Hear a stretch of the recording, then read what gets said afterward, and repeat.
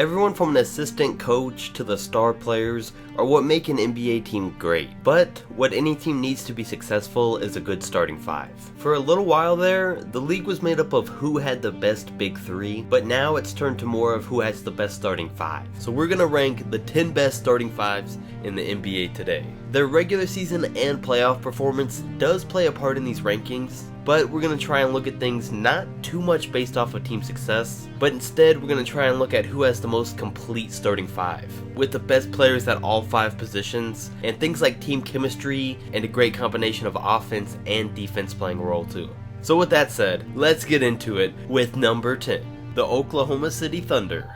Number 10 was a tough one to decide between giving it to the Thunder, the Bucks, or maybe even the Mavericks after they got Doncic and DeAndre Jordan. But as you can tell, I went with OKC, and here's why. They got Russell Westbrook, Andre Roberson, Paul George, Jeremy Grant, and Steven Adams. Russ and PG-13 are both great, and they actually play well together, but until Westbrook can learn to be a better teammate, his teams are always gonna suffer. Besides that though, this lineup has pretty good chemistry, but they do have their downsides.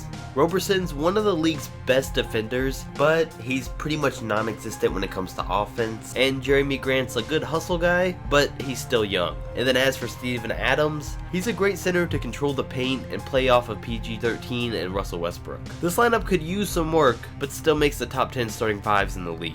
Number 9, the Minnesota Timberwolves.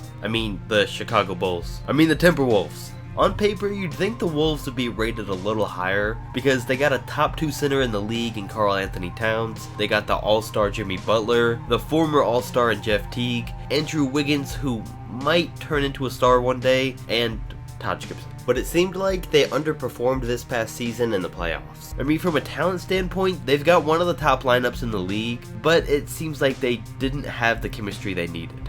Jimmy Butler's been rumored to be getting traded from the Wolves any time now, but with or without him, it looks like the team's got a bright future. As for now though, if they do stay together, they'll definitely still make the top 10 from a talent standpoint. Wiggins and Towns are still young, but if Towns stays on the same pace he is, and if Wiggins develops into what everyone thinks or thought that he would, then they can find themselves a lot higher on this list in the future. Number 8, the Utah Jazz. The Jazz starting five consists of Ricky Rubio, Donovan Mitchell, Joe Ingles, Derek Favors, and Rudy Gobert, which is a great blend of everything to have. They got the playmaking from Rubio, the greatness of Mitchell, the all-around game in the threes from Ingles, a solid power forward in Favors, and the defensive player of the year in Gobert. And the Jazz weren't supposed to be as good as they were after losing Gordon Hayward and trading away George Hill, Joe Johnson, and Rodney Hood. But Mitchell and the Jazz surprised a lot of people through these 5 guys having great team chemistry and everything you could need out of a starting lineup. Number 7, the Los Angeles Lakers. Alright, so let's be honest. The only reason the Lakers are this high, or even on this list in general, is because of LeBron. Right now their lineup consists of Lonzo, KCP, Brandon Ingram, LeBron, and JaVale McGee. If you take out LeBron and put Kyle Kuzma in that starting 5, it'd be a solid young team, but nowhere near the top 10 in the league. It's going to be really interesting this season to see what LeBron does with a young team like the Lakers and how this starting 5 works out. We saw how the Lakers season went last year, so we're really going to get to see how much of a difference LeBron makes on a team this year. I'd expect him to barely make it into the playoffs, with a chance that they miss them. But at this rate, we'd expect LBJ to make the playoffs, even if he played with LeBron Jr.'s AAU team. Number 6, the Washington Wizards. I might be slightly overrating the Wizards, but I'm expecting big things from them this year, especially with a starting 5 of John Wall, Bradley Beal, Otto Porter, Markieff Morris, and Dwight Howard. The big 3 here is Wall, Beal, and Dwight, and I think as a trio, they're gonna do great things. Wall and Beal have always been a great backcourt, and now that they're both gonna have a big man like Dwight Howard to pass the ball off to as a second option when they drive to the hoop, I think will really make a difference. Dwight might not be his old self, but he's still a solid defender and is an excellent finisher around the hoop. And sure, they did have Gortat last season, but come on, that's not the same. And then Markieff and Otto might be the weaker points of this lineup, but Markieff's the perfect complement to Dwight to spread the floor and give him space. And then Otto's shown that he can be a solid player to do a little bit of everything. I think all the pieces are there for this starting 5 to be great, but it's really going to be up to Dwight Howard on if this team is average as usual or if they're able to make a bang in the playoffs this year. Number 5, the Toronto Raptors. The Raptors look like they're able to have a breakout year this year. And that's weird to say because they always finish the season as one of the top teams in the East. But now that they swapped DeMar DeRozan for Kawhi Leonard and Danny Green, it could be their year. Their new starting five is Kyle Lowry, Danny Green, Kawhi Leonard, Serge Ibaka, and Jonas Valanciunas. Whether you like the decision to trade DeRozan or not, it was the right move because that trade made this team much better. Not only did they solve their problem of not being able to perform in the playoffs by adding a former finals MVP, but they added a great three-point shooter and defender, which that lineup needed. So now they have Lowry and Leonard to be their all-around players, Green to shoot threes and defend, Ibaka to stretch the floor, and then the weaker point of this starting five, I would say, is Valanciunas, but even then he isn't that bad of a center. So overall, I'd say this is a really solid starting lineup, and I could see Toronto competing with the Celtics in the Eastern Conference Finals to see who makes it into the NBA Finals next season, but we'll have to wait and see. Number 4.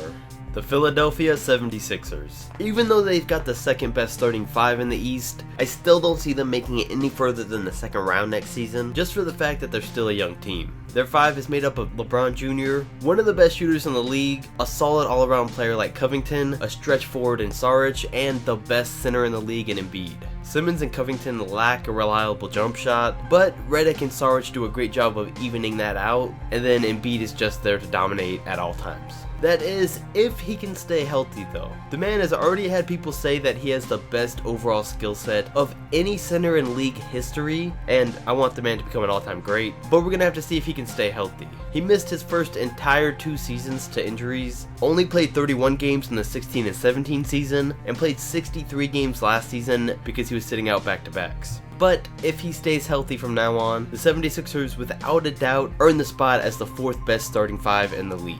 They showed in the playoffs that they have good chemistry and they could play together as a team. As the years go on, if they can keep these guys together and things go as planned, we can see them move much higher up on this list. Number 3. The Houston Rockets. The Rockets took a hit when they lost Trevor Ariza, but they made up for it, kind of, when they signed Carmelo Anthony. Now we don't really know what this starting lineup is going to look like, because we still don't know if Melo's going to come off the bench or not. If he doesn't and he's a starter, the lineup will be CP3, James Harden, PJ Tucker, Carmelo Anthony, and Clint Capella. And if this is their 5, then I think they need to swap places on this list with Philly, or maybe even back to number 5 with Toronto. Because I don't think it's going to work just like it didn't in OKC. But if he does come off the bench, then this is where the Rockets starting 5 deserves to be. And they'd probably start Gerald Green instead of Melo, which made a great starting lineup for them last season.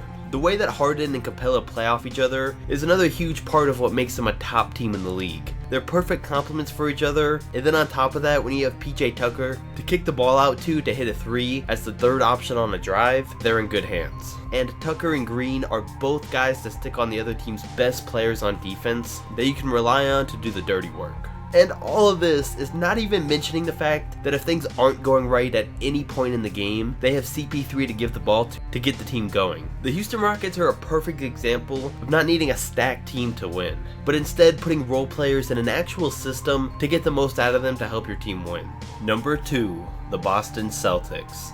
This is mine and a lot of other people's picks to come out of the East and make it to the NBA Finals next season. We saw how great they were last year in the regular season and especially in the playoffs, but now that they're adding Gordon Hayward to give them a starting 5 of Kyrie Irving, Jaylen Brown, Gordon Hayward, Jason Tatum, and Al Horford, they're going to be that much better. And if they would have had that 5 against LeBron in the Eastern Conference Finals, I have no doubt they would have won. Because there's really no weakness here in this starting 5. They've got 4 guys that'll definitely make the All-Star team next season, and when Jaylen Brown is the worst or least best player in your lineup going into the season, that's definitely a good sign. And even Jaylen is great on both ends, and if he wasn't on such a stacked team, I would have said he could really have a breakout season next year. They have the perfect blend of offense and defense, and team chemistry on this team that should be able to give the Warriors a run for their money. Number 1. The Golden State Warriors. I'm not even gonna say anything. I refuse. Video's over. That's it.